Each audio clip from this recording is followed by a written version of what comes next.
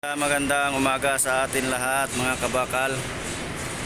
Ito na naman yung ating ginagawang trailer. Ayan. Ito yung dating bogie axle, ni-repair. Ayan, dinugtungan natin ng 130.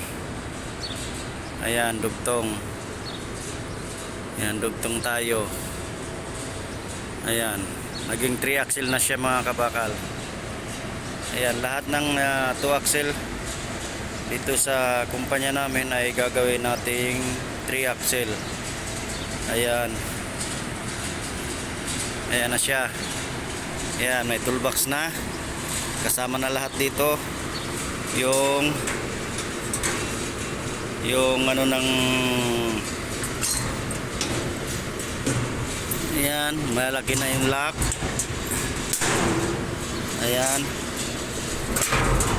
Yan, kasama na dito yung trapal, yung bakal. Saka doon yung mga kadena sa kabelt. Ayan, maluwag na siya. Wala nang additional. Ayan, mga ilang araw na lang to mga kabakal, tapos na to. Ayan.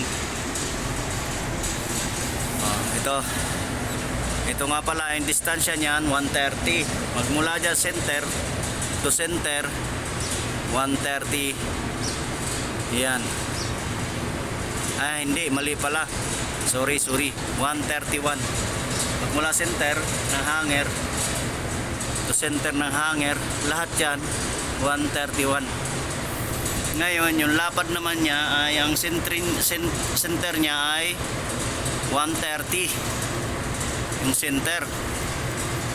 Yan ang standard ng 3 axle. Yan yung axle niya, oh. Ayan. Ito yung axle niya. Ayan. Ilang araw na lang yan. Takbo na naman yan.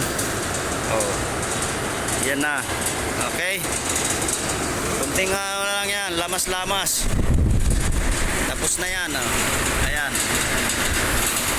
Okay. Kunting lamas na lang mga kabakal. Larga na. Salamat.